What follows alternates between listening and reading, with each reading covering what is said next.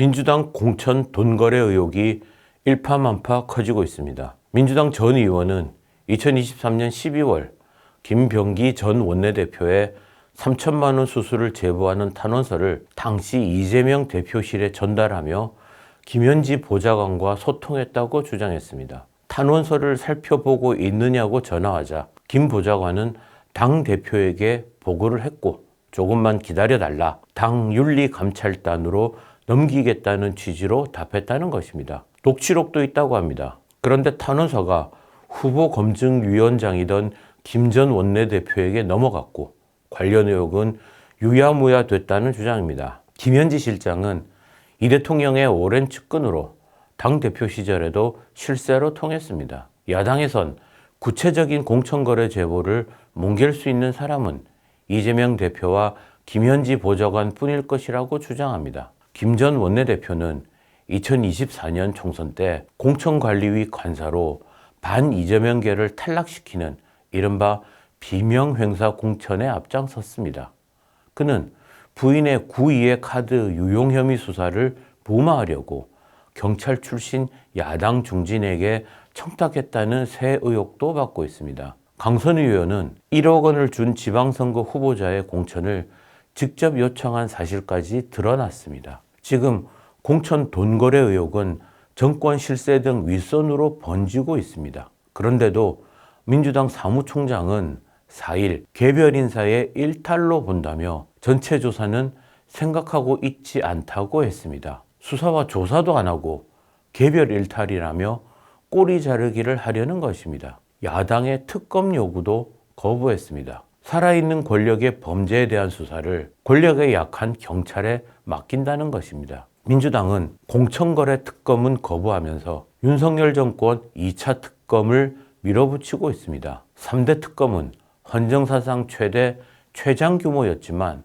크게 새로운 사실을 밝혀내지 못했습니다. 공수처 수사로 이미 드러났거나 증거 없이 의혹만 제기하기도 했습니다. 해병대원 순직 특검은 구속영장 10건 중 9건이 기각됐습니다. 김건희 특검은 민주당 정치인이 통일교 불법 자금을 받았다는 진술을 받고도 수사하지 않아 오히려 특검 수사를 받아야 할 상황입니다. 그런데도 재탕 특검을 하겠다고 합니다. 특검은 권력이 연루돼 수사기관의 공정성이 의심받는 사건 등에 도입하는 제도입니다. 민주당의 공천 돈거래 의혹이 바로 그 대상입니다. 윤 정권 관련 의혹이 남아있다면 정권이 장악한 검경이 수사해도 됩니다. 그런데 민주당은 집권 세력 관련 의혹은 경찰, 야당 관련은 특검이 수사해야 한다고 주장합니다. 민주주의 하는 나라에서 통용되어 온 사법원칙을 거꾸로 세우겠다는 것입니다. 정부가 2030년까지 신차 판매의 절반을 전기 수소차로 못 채우면 대당 최대 300만 원의 벌금을 차 판매 기업에 물리겠다고 밝혔습니다. 지난해 국내 신차 중 전기차 등의 비율이 13.5%인데 5년 만에 50%까지 늘리는 것은 현실을 도외시한 과속 규제입니다. 당장 올해 목표치가 28%인데 현대차, 기아의 예상 벌금만 1,300억 원입니다. 이런 급진적인 내연차 폐기 정책은 글로벌 흐름과 반대입니다. 미국과 유럽은 최근 전기차 전환 목표를 잇따라 늦추고 내연차와의 공존을 모색하고 있습니다. 자국 자동차 산업 생태계의 붕괴를 막기 위한 생존 전략입니다. 국내 자동차 산업은 협력업체와 정비, 판매망을 포함해 고용만 약 190만 명입니다. 반도체 산업의 약 18만 명보다 훨씬 큰 후방 효과를 가진 핵심 산업입니다. 세계 최고 경쟁력인 우리 자동차 산업이 왜 환경 텔레반들의 과속 규제에 떠밀려 가야 하나요? 전기차뿐만이 아닙니다. 22일 시행을 앞둔 AI 기본법은 너무 경직돼 있어 국내 벤처업계의 80%가 싹을 자르는 규제라고 반발하고 있습니다. EU와 달리 우리 정부는 적응기간, 유예기간 없이 법을 밀어붙이며 의료, 교육뿐 아니라 공공서비스 전반을 고영양 AI로 묶어 의무를 지우려 합니다. 미국과 일본이 가이드라인 등으로 민간의 자율적 준수를 유도하고 있습니다. 정부는 2030년 온실가스 40% 감축이라는 목표치를 국제사회에 공표했습니다. 세계에서 압도적으로 온실가스를 많이 배출하는 미국과 중국은 속도를 늦추고 있는데 우리는 반대 방향으로 가고 있습니다. 미중은 탈석탄 동맹에서도 빠졌는데 우리는 앞장서 가입했습니다. 남들은 실리적인 속도 조절에 나서는데 우리만 앞장서 절벽으로 달리는 형국입니다. 미중에 비하면 매우 작은 비중인 우리가 온갖 피해와 부작용을 무릅써서 얻는 게 무엇입니까? 문재인 정부의 탈레반적인 탈원전 정책이 어떤 심각한 문제를 초래했는지 모두 보았습니다. 글로벌 기준보다 앞선 환경 규제와 정책 규제는 국내 기업들의 경쟁력을 추락시키고 이들을 해외로 내모는 자유의 행위입니다. 친환경 에너지 전환은 가야 할 길입니다. 하지만 합리적인 속도와 과정을 모색하며 가야 합니다. 얼마든지 그럴 수 있습니다. 국무총리실 산하 사회대개혁위원회 박서군 위원장이 5일 주한 미국 대사관 앞에서 미국의 베네수엘라 마두로 대통령 체포를 규탄하는 시위에 참여했습니다. 박 위원장은 트럼프 위협 저지 공동행동이란 단체 대표 자격으로 시위를 사실상 주도했습니다. 그는 미국의 이번 작전을 트럼프의 망나니 짓이라며 미국 규탄 항쟁을 다시 한번 시작해보자고 했습니다. 전국 동시다발 규탄 대회와 국제연대 행동도 언급했습니다. 미국의 마두로 체포가 국제법 절차를 따르지 않은 것은 사실입니다. 하지만 베네수엘라를 망하게 만든 차베스, 마두로 독재가 정당성이 없는 것도 사실입니다. 마두로는 부정선거로 당선된 정황도 있습니다. 또 트럼프식 힘의 외교가 현재 국제사회의 현실이기도 합니다. 미국의 동맹국이고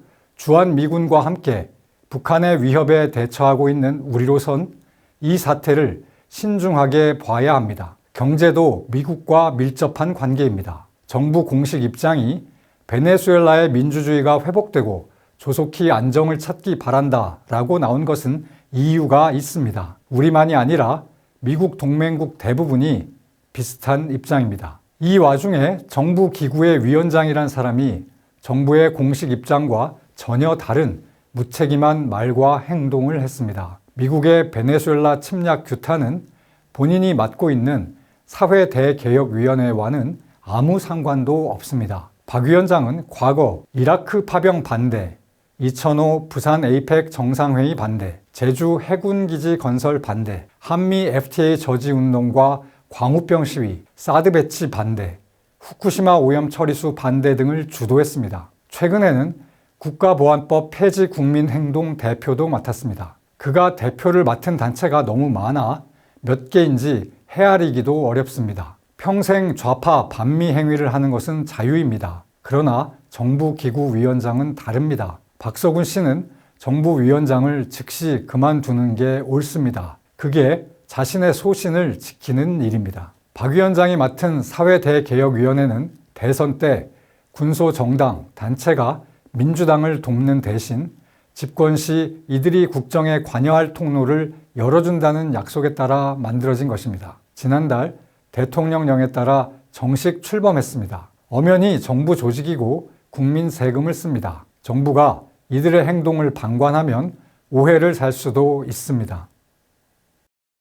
국민의힘 장동혁 대표가 7일 기자회견을 갖고 계엄에 대해 사과를 했습니다. 장 대표는 비상계엄은 잘못된 수단이었다. 국민께 깊이 사과드린다면서 고개를 숙였습니다. 그는 과거를 반성하며 새로운 모습을 보여드리겠다고 했습니다. 계엄 이후 1년 동안 국힘 주요 인사들이 개별적으로 계엄에 대해 사과를 하거나 유감 표명을 해왔지만 당 대표가 공식 사과한 것은 이번이 처음입니다. 이 자체가 정상이 아니며 다수 국민의 뜻을 외면한 겁니다. 장 대표는 작년 12월 3일 계엄 1년에도 의회 폭거에 맞서기 위한 계엄이라며 계엄을 옹호했습니다. 당 내외에서 비판이 이어지자 이번에 사과 회견한 겁니다. 어처구니 없는 계엄은 정권 붕괴로 귀결될 수밖에 없었던 망동이었습니다. 그 즉시 했어야 할 공식 사과를 하는데 1년이 넘게 걸렸습니다. 장 대표가 사과했지만 국민의 신뢰를 얻기까지 가야 할 길은 멉니다. 국민은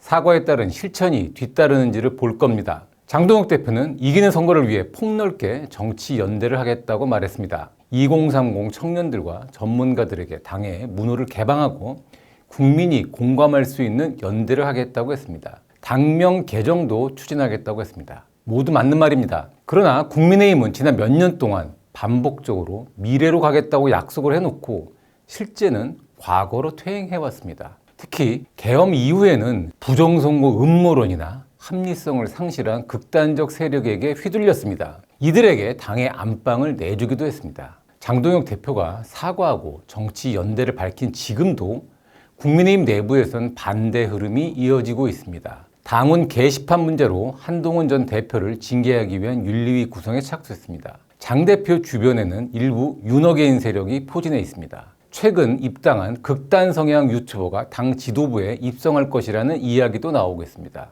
이런 정당과 개혁신당이 연대할 리가 없고 청년들과 인재들이 들어올 수가 없습니다. 한동훈 전 대표도 빨리 자신의 문제를 사과해 통합에 힘을 실어야 할 겁니다. 장동혁 대표의 사과는 늦어도 너무 늦었습니다. 이를 만회하려면 극단 세력과 과감하게 결별하고 예상을 뛰어넘는 통합을 해야 할 겁니다. 제1야당이 재건돼야만 정권의 독재와 폭주를 막을 수 있습니다. 김성환 기후에너지 환경부 장관이 재생에너지 한계와 원전 필요성을 인정했습니다. 김 장관은 신규 원전 관련 토론회에서 우리나라는 동서 길이가 짧아 햇빛 비치는 시간이 매우 짧다며 최근에야 그 문제를 느꼈다고 했습니다. 김 장관은 문재인 정부 때 원전을 짓지 않겠다고 하면서 원전 수출을 하는 게 궁색했다며 한국은 반도체 등 중요한 산업 때문에 전력을 안정적으로 운영해야 한다고도 했습니다. 반원전주의자였던 김 장관이 이제라도 미신에서 벗어나 현실을 있는 그대로 보게 된 것은 큰 다행입니다. 질 좋고 저렴한 전기가 AI, 반도체 강국의 필수 요건인 시대입니다. 앞으로 진정한 가치는 전기라는 말도 합니다. 이재명 대통령도 미래에너지 준비가 나라의 성장은 물론 운명까지 결정할 수 있다고 했습니다. 24시간 안정되게 싼 비용으로 양질의 전력을 공급할 수 있는 것은 원전뿐입니다. 김 장관을 포함해 현 정부가 현실을 직시하고 바로 잡아야 할 문제는 한둘이 아닙니다. 정부는 5년 내에 신차 50%를 전기 수소차로 못 채우면 한 대당 최대 300만 원의 벌금을 물리겠다고 합니다. 지난해 국내 신차 중 전기차 등 비율이 13.5%인데 5년 만에 50%가 가능한 일인가요? 미국과 유럽은 최근 전기차 전환 목표를 잇따라 늦추며 내연차와 공존을 모색 중인데 우리만 현실과 무관하게 과속하는 것입니다. 2035년까지 우리가 온실가스 배출을 2018년 대비 48% 줄이는 것도 벅찬데 이 정부가 53에서 61% 감축하겠다고 발표한 것은 귀를 의심케 하는 폭주였습니다. 제대로 논의도 하지 않았습니다. 2040년까지 석탄 발전을 중단하겠다고 한 것도 대책 없는 급발진으로 우리 경제와 기업에 큰 부담을 줄 것입니다. 2030년까지 재생에너지 설비를 3배 가까이 늘리겠다는 것도 현실을 무시한 것입니다. 남은 5년 동안 하루도 빠짐없이 대규모 대학 캠퍼스만한 약 36만 제곱미터 면적의 태양광을 깔아야 가능한 일입니다. 정부는 원전 필요성을 인정하는 데 그치지 말고 과속했거나 무리한 기후에너지 정책을 점검해 합리적으로 재조정해야 합니다. 탈탄소와 태양광, 풍력 등 재생에너지 확대는 가야 할 길이지만 앞뒤 좌우를 잘 살피며 가야 합니다. 무작정 내달리다간 얼마 못 가 대형 사고를 만날 것입니다.